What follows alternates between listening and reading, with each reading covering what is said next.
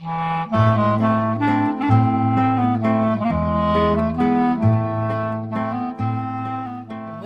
to Couples Therapy in 7 Words. I am your co-host, Judy Alexander, and I'm here with my husband, Dr. Bruce Chalmer. Well, hello, Judy, and hello, viewers and listeners.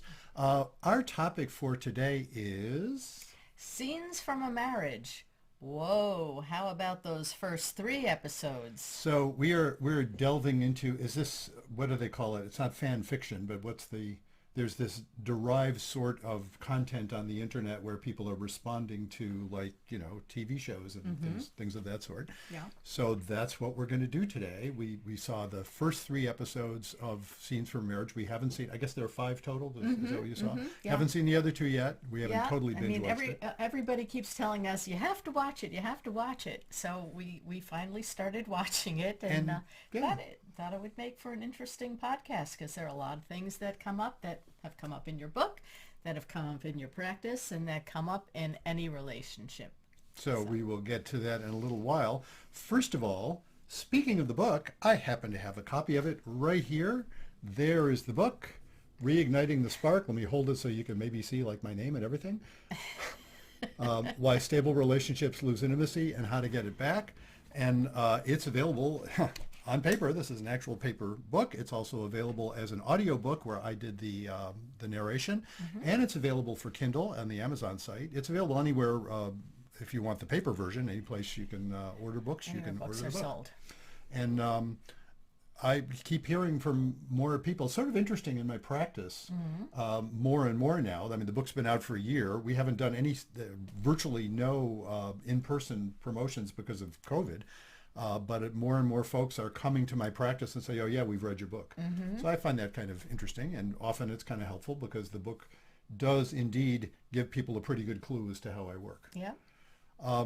And the other thing we'd like you to do is promote this podcast. Let folks know about it. Our listenership or viewership is growing, and we'd like to keep that trend going. So please tell your friends about it, and also do the stuff that people do, like rate us on wherever you get this podcast from, and comment on our social media posts. And follow us. Right. And subscribe, I guess. There's ways to do that. Share it. All that stuff. You know what to do. And mostly just tell your friends. And I will give you a sneak peek as to something we can't show you yet, but thanks to, and I want to give credit to our friends, Karen and Gillian, who suggested this to us. The other night, we were at a concert the other night, and they said, hey, you guys should have merch. And so we thought about it and said, yeah, we should have merch. Yeah. So we have actually set up on my website a store where you can buy Couples Therapy in 7 Words merch. And everybody wants that. Everybody, you all want to have, and what we've got is mugs in 2 sizes and T-shirts in all the sizes, all the way from like extra small to I think 5XL or something like that. They're, unisex T-shirts. Yeah. So the one thing is we can't show them to you yet because we haven't seen the samples yet. So if you're the cautious type, I mean, the store is live. If you want to, you can go to the website. You can go to the website and look at it. But we're hoping to have it soon to show you on the air. Yeah, and frankly, we haven't seen the samples to know that the quality is good. Well, that's true. So I want to be transparent about that. But if you're an adventurous type and you want to buy it, sight unseen, where we haven't even seen it. Be the first one to get a Couples Therapy in 7 Words mug. And our samples are arriving next week. So it's a few more days from whenever you see this. We're recording this on, what is it, October 29th of 2021. That's right. It's our Halloween show. That's why I'm in orange. It didn't even occur to me to ask about that. See, I didn't dress for the season. So with that, let's talk about scenes from a marriage. Scenes from a marriage. Yeah, and we've both noted that, wow, this would be good stuff to talk about, but we haven't really talked about what we want to say. So I'm just going to toss it to you. Like what? Okay, so for those of you who may not be familiar with it, it was originally a Swedish television series, produced and directed back in the 70s, I believe, by Ingmar Bergman. And it was really a very raw look at a marriage unraveling.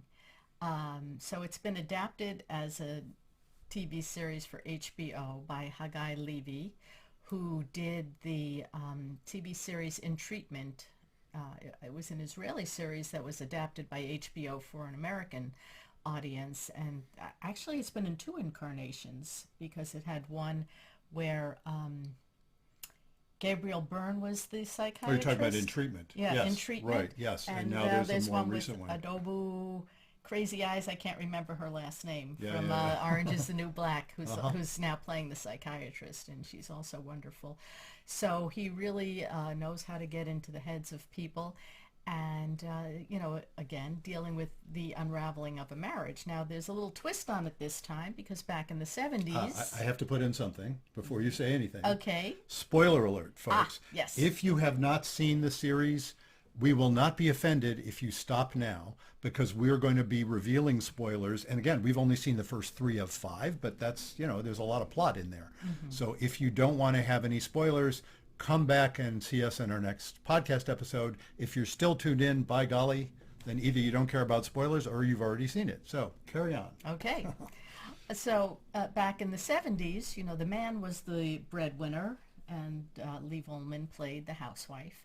In this series, Jessica Chastain plays the I don't want to say primary breadwinner. Oh, yeah. But she has a huge income because she's in the tech industry, and her husband, played by Oscar Isaac, he's an academic. He teaches at college, so his income is considerably less than hers, and he's more the parent to their child, their one They have 3-year-old daughter. 3, is it start out 3, does she? Or Yeah. 3-year-old daughter. By So the end of the he third, does the yeah. major parenting because she's always traveling. She's got this high-powered and pressured job, and right from the get-go, you can see that there are strains in that marriage. Yeah, trouble brewing right from the beginning. Trouble brewing. So, what I'm curious about in terms of our podcast, our 7-word formula, why don't you say the 7 words? Be kind, don't panic, and have faith. By the way, that merch we're talking about, it has our Couples Therapy in 7 Words All right, logo on enough one side, commercials. and it has Be Kind, Don't Panic, and Have Faith on the other. Just saying, that's there. It's the inspiring message.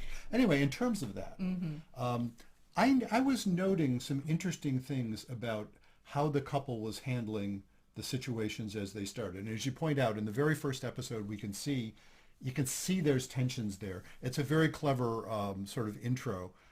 Should we say anything about that? I don't think we need We don't to have say to bother. anything, Yeah, no. there's a. But it does start with they're being interviewed on, I guess, Yes. what makes for a successful marriage, especially when a woman is the primary breadwinner. Yeah, there's right? a graduate student, a PhD student who is doing presumably your dissertation on that, and yeah, that's what she's especially interested in. So you can see them talking about their respective sense of what is it that makes for a successful marriage, and early on, you Yeah. can see the character's name is Jonathan, played by Oscar Isaac, and he's talking about how, well, what do you mean by success? You know what it reminded me of? Reminded me of the Prince Charles moment. Oh, yeah. Whatever love is. Yes, Are and- you in love? Oh, yes, whatever. Whatever love is, yes. And it almost reminded me of that. It's like, uh-oh. Yeah. He doesn't know how to say what success is, and he's already deconstructing the notion that people could actually, people ask me that question. That just came up in a conversation I had within the past couple of weeks, where somebody was saying, what's your success rate? We were out with friends, remember that? I don't think you were in that part of the conversation.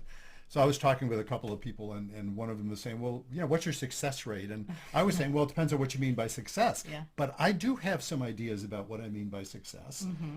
From a therapist perspective, success to me feels like, well, both parties end up feeling like it's turning out a way that works for them. They have a good story, It feels, even though it may be painful, sometimes success is that they break up, but they break up and realize they needed to, and it's painful, but they move on with their lives. Right. Sometimes, of course, the parts I tend to be happier about are where the success is they stay in their relationship and like it. They both like the fact that they're staying in the relationship. To me, that's what success is.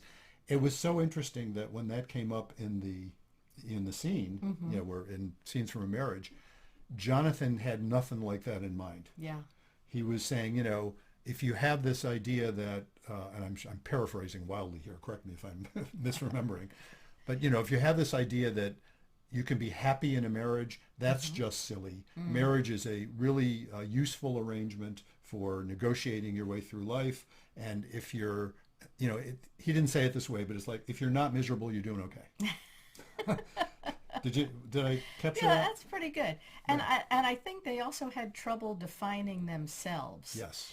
Um, so you could see, as we said right from the get-go, that there were strains. First of all, they couldn't define success. They had trouble defining their own roles. What are you? I mean, and then, the meet story. How did you meet? I know when, people ask us our meet story, it's like, we can't wait to tell people, Yes. Yes. We have a fun and story. they were like, a little standoffish. Usually when you're meeting couples and you talk to them, they love telling their meat story. So when they were hesitating about the meat story, that's like trouble. And note, actually, and in the we were watching a version that had the actors commenting on it afterward, and Right. Jessica Chastain mentioned this. When the question was asked of him, he said he was a father. He was Jewish. Right. He was a father. He was an academic. Right. Didn't mention he was a husband. Right. When the question was asked of her, one of the first things she said was she's a wife. Right. And that also was kind of telegraphing there's some problem here. And you could see, and this was developed with some other plot points as well, when they were having conversation with some friends, you could see she was trying to mold herself to his vision of what marriage was supposed to be. And if you notice, in so many of their conversations, they're not honest with each other. They're always waiting to see what the other one's reaction is before they actually say what their own Yes. feelings are. And they never, I don't know about never, but they hardly ever come out with their own feelings. They do, and I just love to comment on that from the perspective of be kind, don't panic, and have faith, or especially from the perspective of my other big shtick, stability and intimacy. Right. Because there are couples that do that, Yeah. where that aren't fundamentally honest with each other, which is another way of saying there's no intimacy is sort of Yeah, stifled there. intimacy, they were totally lacking. They were lacking, intimacy. and there's some couples that do that, and it's you kind of look at it and it's because there is massive ill will. Do you know what I mean? It's like, well, okay, somebody's cheating here, or somebody is just so angry at their partner they're going to lie through their teeth to them because they're just they don't want anything to do with them. They can barely stand each other. Right. That wasn't this couple, and I found that fascinating. This was a couple where my sense was there was a great deal of goodwill. There was a history of genuine love, and that was never questioned all the Right. way through. We'll get to some of the other plot points a little later, but Right. that was interesting to me that what they were enacting was, my shtick about when you avoid intimacy because it's too dangerous, it's destabilizing, it's Right. too anxiety producing. They were doing that because they weren't sure how the other was going to, respond to how they were feeling. And so they were avoiding intimacy out of love and respect, oddly enough. And of course, it was having the effect of stifling growth Right. And driving them apart, really. and driving them apart. So what so often happens, as I so often say, right, and I talk about in my book, when intimacy is cut off, there tends to be, because it's the energy for growth, and my favorite metaphor about this is a plant, where if the stability's the roots, but intimacy's the energy for growth. If you stop a plant from trying to grow, let's say, there's a seed that's germinated under a sidewalk, it'll try and crack the sidewalk.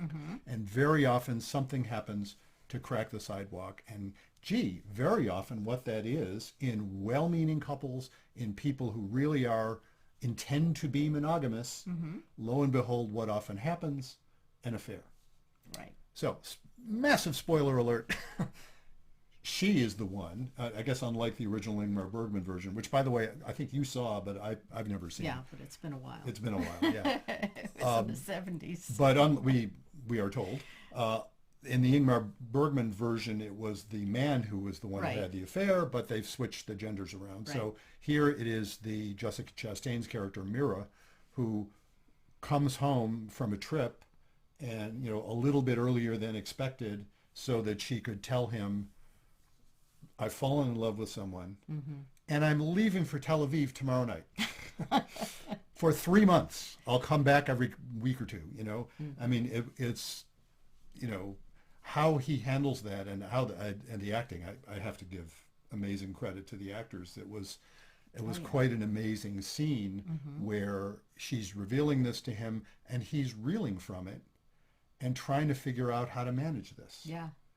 And it was poignant. Yeah. I mean, you can see his entire world come crashing down around him. Mm-hmm. So it was really heart-wrenching. Yeah. So given all that, so this is what happens. I'm going to, speaking of telegraphing ahead a little bit, we have a listener question for today that I want to relate to what we're talking about now. Okay. And just broadly speaking, the listener question has a lot to do with partners showing respect for each other. And I am curious, what did you notice I'm thinking in that incredibly poignant scene, but even more generally about their general level of respect for each other? I think that they still had a can't get the words out, a lot of respect for each other. And they were both trying to hold it together, and they were trying not to be insulting and nasty and hurling insults at one another and throwing furniture, as I might be inclined to do. Yeah, it was interesting, right? And, I think you commented when we talked about it. Yeah. He didn't he didn't lose it until afterward, when he was talking to friends who he found out knew about it. Yeah. And, and his first reaction even to them was, when he was talking to the woman of the couple and who had known about it, but he was saying, look, I don't blame you for that. It's, she's your friend, right? And then he finds out the man of the couple also knew, and then he just loses it. Right. And so he's got to get mad at somebody, so he gets mad at his friend for not telling him. Yeah, exactly. Yeah. But there was an amazing level of respect there. Yeah. In the midst of, though, this loss of intimacy. Mm-hmm. And so what's unfolding as the plot goes on, and again, we've only seen the first 3 of 5, so, and you, having seen the original, you may know or have some vague memory better than I do, because I've never seen the original. I don't know. Don't tell me, I don't know how it's going to turn out. I don't remember. Yeah, exactly. But it is fascinating how what they're trying to negotiate is maintaining this sense of love and mutual respect at the same time as they're also trying to have intimacy in their lives. Right. And also grappling with, marriage, sometimes, I can't speak for every marriage, but you probably see it more than I do, or with relationships. When you make that decision to make the split, there sometimes is a coming back together. Oh, yeah. So because, you can't have love over that many years, just die like that and not feel something for each other. Well, exactly. So they're still grappling with those feelings that they have for one another, and there's still love there, and you can see that. But how do you negotiate? There's not only love there, there's passion there, which, again, spoiler alert, shows up in the third. And actually, I want to comment on that. And remember, we were watching it, and I was fascinated, because what happens is you can see the passion rekindled, and she's all about wanting to go ahead and have sex with him. Right. And he's there, he's returning it, and then stops it because he's realizing it's going to send him back to where he was. Right. And, I was just so impressed with both of them, really.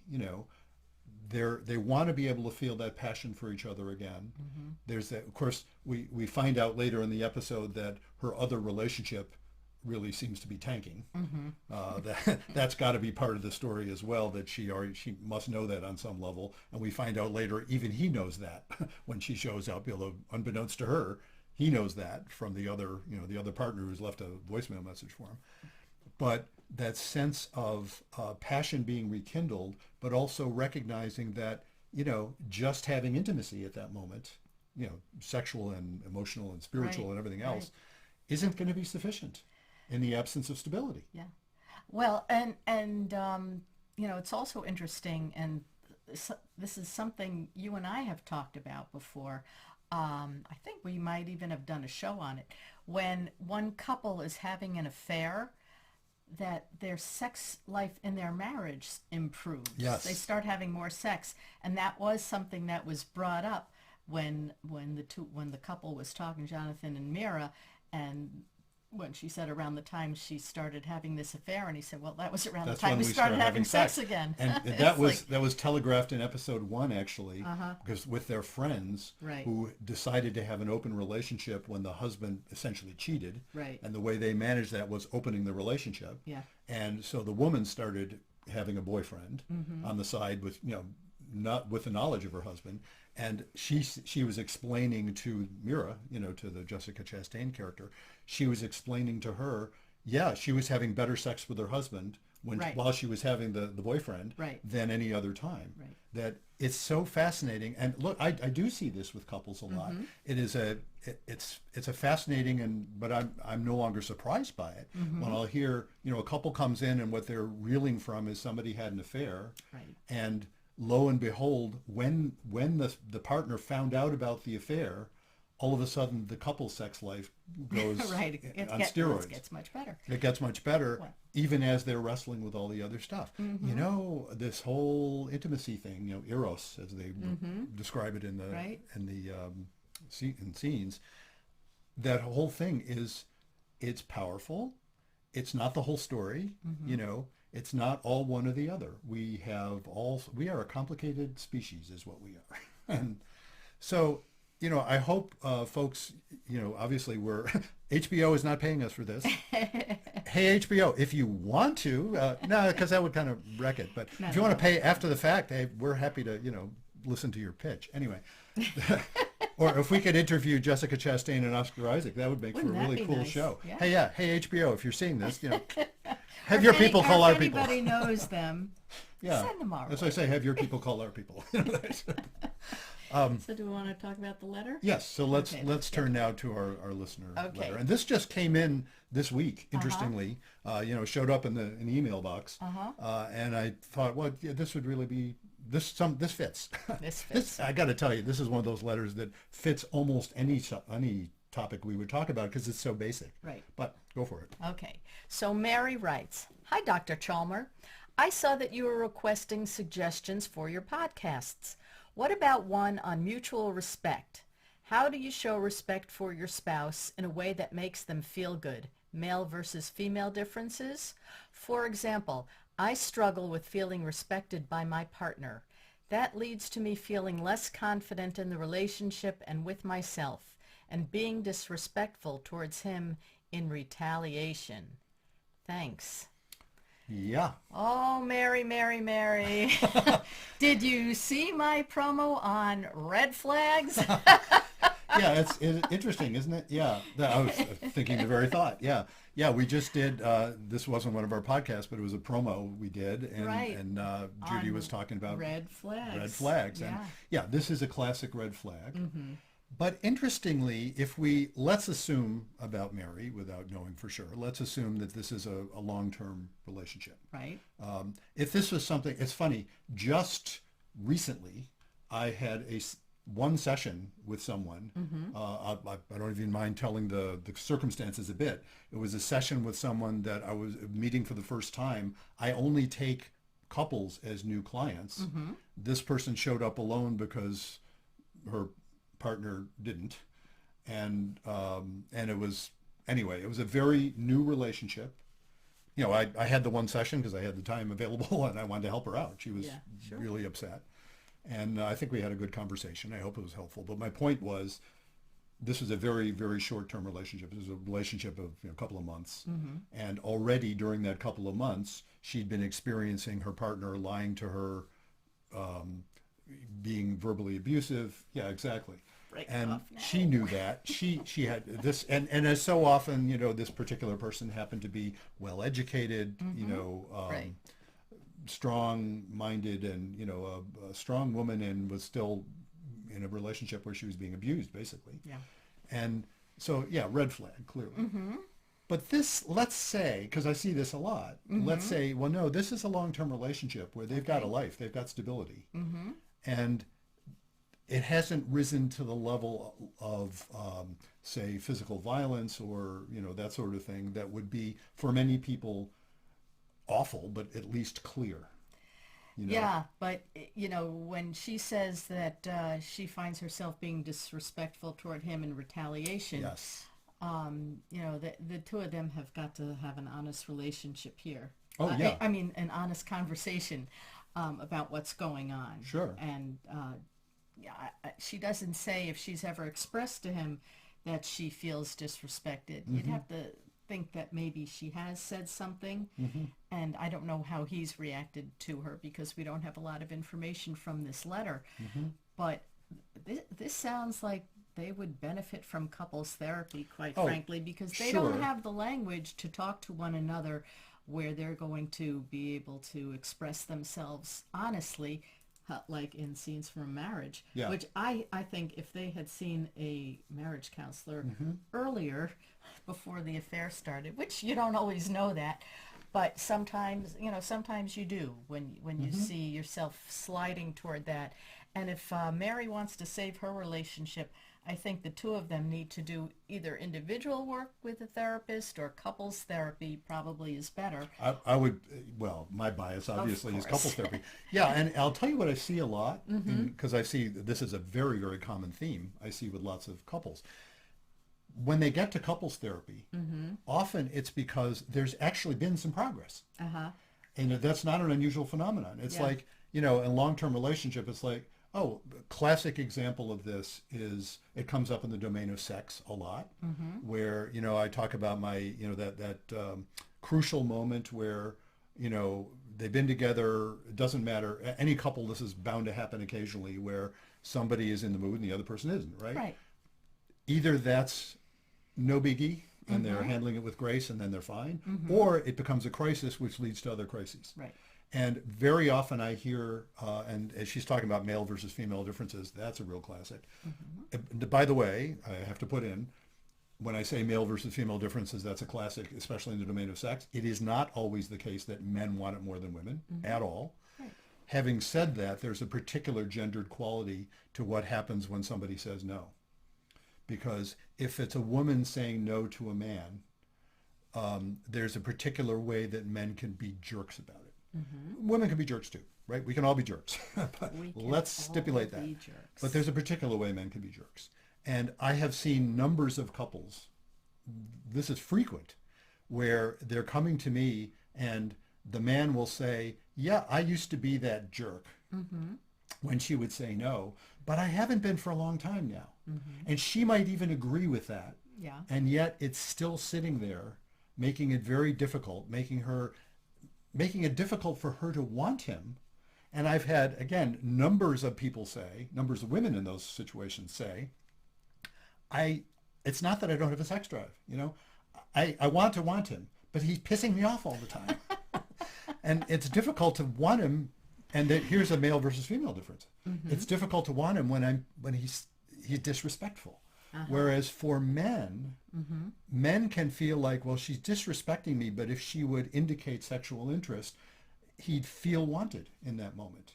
I think it's easier for us as men to just get past that when we're feeling like, oh, good, she wants me sexually. That means she wants me. Whereas, no, you could, you're the expert on women here. I can't speak for all women. No, of course I can not. only speak for myself. Of course.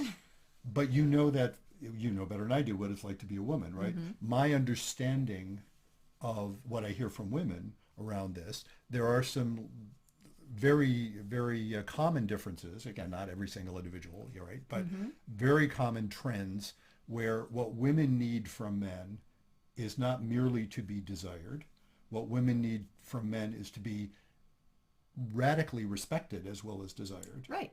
And I always find it fascinating because the radical respect doesn't mean don't be passionate and present. Do you know what I mean? It's like the radical respect. This is another theme I've heard from women a lot. The radical respect part that would say, be afraid of her, like don't try anything unless you're absolutely certain it's fine. Consent is crucial on the one hand, but if people are so about consent, that can have the effect of shutting down eros. Sure. And that's a tricky one. I've had many times over the years where the woman will say, look, I'm glad he's respectful, but I want him. I won't use the word that they will often use because we're kind of PG rated in our language here. But I'll say I just want him to F me. Right. She doesn't mean she wants to be, God forbid, raped. She's saying I want him to take me with my consent. Uh-huh. I want to feel taken by him. I want to feel so desired that he can barely restrain himself. Yeah. Obviously, in the context of knowing that I'm actually consenting. But then, she has to know that he respects her in order to want that. Bingo. That's the key, exactly. And so the effect it has that I keep hearing from women is if she's feeling like he just wants me to put out and he doesn't really respect me, it's very hard for her to feel much desire for him, even if she's like sexually like, yeah, I'd love to be horny right now. Ain't happening with him. And so, those have everything to do with respect. Men take note. Yeah, exactly. So I wonder if we can address directly, her question here. How do you show respect for your spouse in a way that makes them feel good and, deal with some of the gender differences there? Yeah, well, how do you show respect? You're kind. You're helpful. Basically, you're a Boy Scout. Ah, interesting. If you don't put her down, you don't insult her. If there's something that you want to discuss with her, there are positive ways of talking about it rather than saying, oh, you're always doing this, you're always doing that. That makes you feel very disrespected. And I think I want to put in about that issue of you don't put her down. There are lots of ways I hear about that men as a group, we as a group, the women will say, he's putting me down, that we don't recognize as such. And we need to learn how to recognize that stuff because it's powerful, It's those ways in which we will just assume that anything a woman says is doubtful. You know what I mean? We'll doubt it. We will be, we'll constantly be looking for proof or constantly casting doubt on it. I've seen this the other way around too, by the way. I've seen lots of men who don't feel respected by women in similar ways. So it's not like it's only that way. But it's ways that men often don't recognize. And, it's interesting because I find a lot of women don't have language for it either unless they've been like reading up on their feminist stuff, It's one of those things back in the 70s they would have called it consciousness raising. That idea that we as men don't always realize when we're doing it. Yeah, but if he were to say something to her such as, I really like when you do XYZ and start a conversation that way, that kind of already puts her in a better frame of mind than if he says, I really don't like it when you. Yeah. Yeah, it's a subtle not so subtle difference. One of them immediately goes like this, I don't like when you, and I really like when you goes, oh, thank you. Yes, exactly. That's a very little thing of respect right there. Yeah. That he's acknowledging something positive about her. What do they call that in business circles? The something sandwich, where it's like the complaint sandwich. I don't know what these things are you called. wrap it up. You wrap it up around with positives. I will tell you, this is fitting in with one of my favorite ways of thinking about this. The thing is, I wouldn't make that a rule because the rule isn't the point. If you try to do it as we know we don't adhere to rules. No, we don't know that. No, don't get me wrong. Well, okay, yes, I know we've talked about rules. We have, but let me explain that in this instance because I've seen that one where somebody will be pissed and they're trying to hold it in. So they're going to start off with, look, I like the dinner you made, but, and they'll say, as soon as you get to the butt, it's all over, Right. And even before then, you can't pretend that. What makes people do exactly what you said, the reason why you're pointing out that works well is because it's coming from a spirit that really means that. Yeah. It really means, I so appreciate you. I'm going to issue a complaint here, but I got to let you know how, in the grand scheme of things, I'm just so delighted to have you in my life. By the way, could you do X, Y, or Z? Right. That's going to be, it's not merely that that's how he delivers it. It's that's how he's thinking. That's the key. Yeah. If he tries to do that, if he tries to pretend to do that, it's worse. It's like, Well, yeah, I she's know. going to I be don't on want him edge, to be right? a phony. He should really Yeah. be sincere in it, and Yeah. that might take some training. Well, it takes transformation in some Yeah. ways. And that's the key. That's what, the sort of thing that can happen in therapy. It's like, yeah, how you say it. Everybody wants to know, "Oh, if you would just say it better." No, it's not if you would just say it better. He has to be genuinely feeling that sense of this person I'm going to talk to Yeah. is so dear to me. There's no way I want to make her feel bad, even though I am willing to risk her anxiety because something's important to me and she's doing something that bothers me or failing to do something, whatever. And so I want to say it, but it's got to be coming from a context of, well, I'm going to say love, but not just love and respect, Love and respect, coming from this exactly. context of, I never want to make you feel put down. I always want to make you feel better from what I have to say, even if what I'm about to say may bother you. I better be willing to take that risk, or you end up as Mira and Jonathan. Right. Right. Right. But so that idea in male versus female differences. Now you could say the same thing for women vis-a-vis men. Men certainly want to be treated with respect as well, and I've seen lots of examples of women not treating men with respect. Right. But there are some characteristic ways in which it seems like it has a lot to do with, I mean, of all things, it has a lot to do with size, power, that women have more reason to be afraid of men than men have to be afraid of women, though we both have reason to be afraid of each other because we care so much. Do you know what I mean? Well, sure. You don't want to hurt the other one, and there's fragility involved on both sides. But that idea that, and I sometimes relate this in evolutionary terms, before the female of our species is going to want to mate with the male of our species, which may get her pregnant, right? We give birth to helpless young, and so, in evolutionary terms, what's in the back of women's minds is this guy going to hang around Right. and treat us well and support the family Right. because I'm going to be tied down with a kid for a long time, much more than my chimpanzee cousins, Right. and for men it's much more about, is she going to be nice to me and let me in? Right. It's more like that. That's what it comes down to. Yeah. Right. So I hope that's helpful to Mary. Certainly, the concept of saying, if they are in a long-term relationship and are really valuing it, and again, maybe they've made some progress. One of the ways to build on that, indeed, is couples therapy. Says the couples therapist. Well, no, I think, like you said, some marriages and relationships cannot be saved, but they can at least end in a respectful way. Yeah. But I think there are many relationships that can be saved if there are couples that do seek out the help and can pinpoint what it is that's bothering them. Yeah. Yeah, because if what's bothering them in terms of saving the relationship, if what's bothering them is like, well, we're disrespectful, or one or the other, or both are feeling disrespected, you can address that if what they've got going for them is basically, if they don't have deal breakers. I mean, obviously lack of respect itself can turn into a deal breaker. Right. But if they basically are saying, well, we want to live the same way, we want to, we have similar values, we mesh well, it's just that we've, our intimacy is messed up, or our stability is messed up, or whatever. Those are the relationships where they can often not only save it, but feel like, oh, this is so much better than it was. The ones where it's like a success if they break up, from my perspective, are the ones where they do attain that sense of mutual respect, and they get to this moment where they're saying, oh my, we are two fine people and it ain't gonna work. Yeah.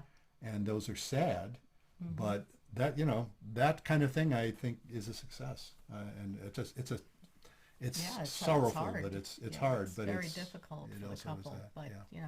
oftentimes, like I said, they need the language.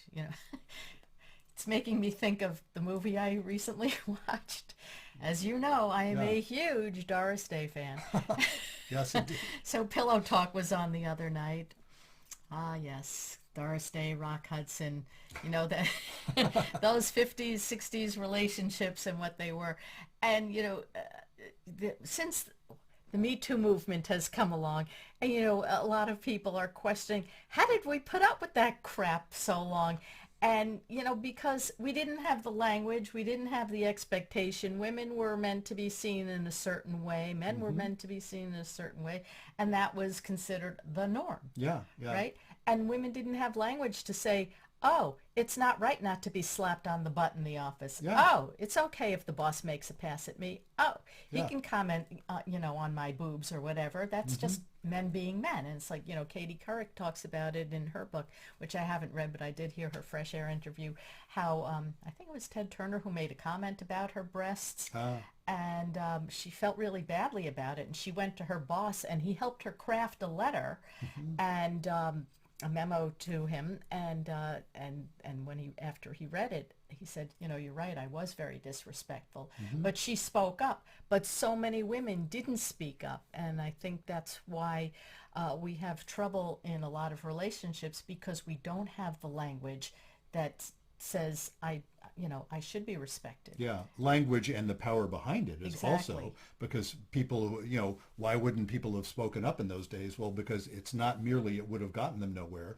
it would have gotten them worse. It would have made it worse. Yeah, it would have And made it worse. And yeah, and still there are instances, when women say they were raped. Why didn't you tell anybody? Because I knew nothing would happen. yeah, yeah. And I knew Or people worse. would look. Yes, That's what I'm saying. and Or I worse would than be nothing happening. ostracized, Yeah, and he would be. Look, we got a Supreme Court. Don't get me started. yeah, Um, on Brent Kavanaugh. yeah, He got in. yeah. He got in. Hmm. Her. Yeah. So here we are in a different era, and we're wrestling with these things too, because even in that context, one of the things I noticed about Doris Day, I didn't stay there and watch the whole movie with you, but I saw parts of it, and one of the things about Doris Day, about how she was managing this guy who was this Harvard student that was hitting on her or whatever it Right. was, and was pawing her, and she was fighting him off, and that in the context of the time, interestingly, she was showing strength. Yeah. She wasn't floored by it. You got the sense she wasn't traumatized by it. Right. It was awful in modern eyes, but it's interesting, the unintended consequence of saying, oh my God, these things are terrible, which, don't get me wrong, these things are terrible. They're terrible, right? And yet there's that sense of, sometimes what happens is people are there's so much fragility assumed Yeah. that, again, it's working this stuff out isn't easy, it turns out. No, it's not. So look, I'm very glad that the norm has apparently, I hope, shifted so that men can't go around being idiots to women in the ways that we used to. I say we, look, because I'm a man, I was too shy to do things like that. It's not that I was too good, it's that I was too shy. So I'm lucky. Nobody's going to come to me and say, oh, you did horrible things to me in high school, because I was too scared. It's not that I don't think I would have done horrible things, but you know what I'm saying? I know guys of my generation Right. who walk around in fear, wondering, oh my God, will somebody call me on some stuff I did when I was in high school that I am now ashamed of, Right.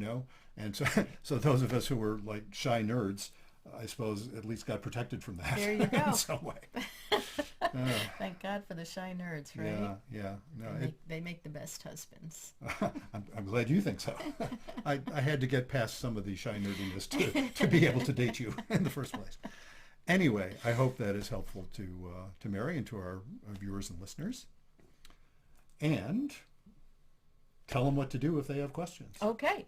So, just like Mary went to our website and she wrote in, if you have any questions or topics that you would like to see us address on air, email us at bruce@brucechalmer.com or visit the website brucechalmer.com.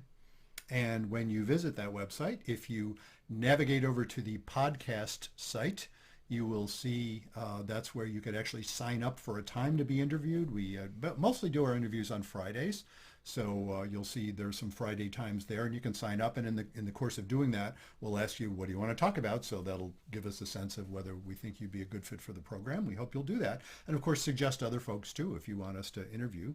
And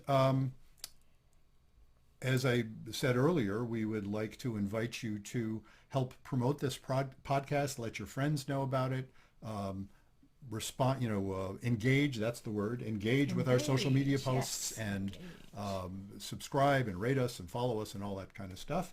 And I can't resist mentioning the merch. Look for the merch. It's coming up. Watch I hope by the time we do our next podcast, Uh-huh. we'll be holding up a cup and a t-shirt, you know, and show you what it looks like so that you too can get your Couples Therapy in 7 Words merchandise. There you go. And finally, let's mention Reigniting the Spark, Why Stable Relationships Lose Intimacy and How to Get It Back. You know, if Jonathan and Mira had read that book, it might have helped them. You know, I was thinking, did I say that during? I might have said that during, or I certainly was thinking that. I was saying, oh, you guys should have read my book.